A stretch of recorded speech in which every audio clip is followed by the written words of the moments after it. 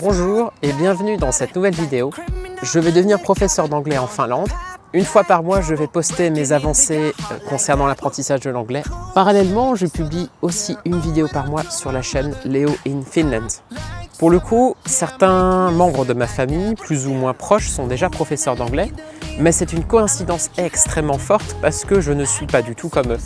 J'avais du mal à comprendre pourquoi j'étais de moins en moins bon à l'école, et pourtant j'étais sérieux.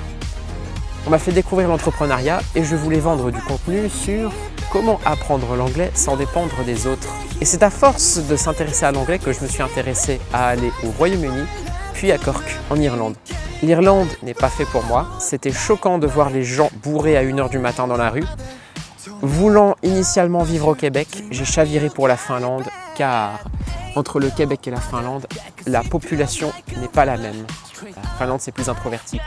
La Finlande me correspond davantage car c'est l'un des 2 seuls pays du monde faits pour les introvertis.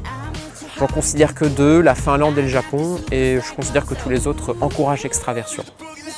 Pour devenir professeur en Finlande, je vais passer le baccalauréat général en candidat libre.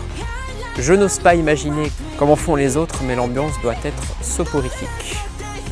Les spécialités seront LLCE, HLP et mathématiques. En gros, c'est de l'anglais approfondi, du français approfondi et des maths. Mais les maths, c'est la spécialité que j'abandonne. La chaîne que vous êtes en train de regarder risque de devenir beaucoup plus technique ou au minimum plus concrète.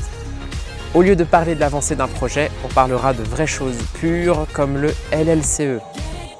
Donc l'anglais approfondi, donc des œuvres anglaises.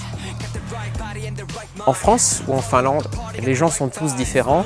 Certains sont des connecteurs émotionnels, d'autres sont des connecteurs rationnels, d'autres sont très traditionnels, conventionnels, et d'autres sont les rois du moment présent. En plus des différences de personnalité, il y a aussi les différences interculturelles entre pays. Si on prend les travaux de Geert Hofstede, certains pays ont une distance hiérarchique plus ou moins élevée, une orientation plus ou moins masculine, etc. Enfin, mon 3e outil pour mesurer les différences au-delà du MBTI et de Geert Hofstede est l'astrologie.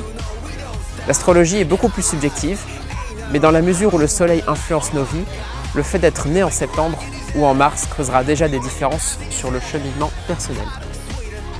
Il y a tellement de méthodes différentes pour apprendre l'anglais que j'ai envie de me tirer une balle dessus. C'est pour ça que je pars vivre en Finlande. Ce pays est très méconnu, au même titre que la Lituanie ou l'Albanie. Le fait de devoir parler plus fort que l'autre, à chaque fois me désole, voilà pourquoi je fuis la France. Grosso modo, il faut 1. Écouter, lire, écrire, parler, écouter, lire, écrire, parler. Pour le reste, je ne sais pas. Les entreprises brouillent tellement les pistes que c'est désolant. Voilà pourquoi je ne m'attaque pas à ce marché et je vais dans des endroits moins épuisants comme la Finlande. Merci d'avoir regardé cette vidéo et rendez-vous en mai pour la prochaine. Au revoir.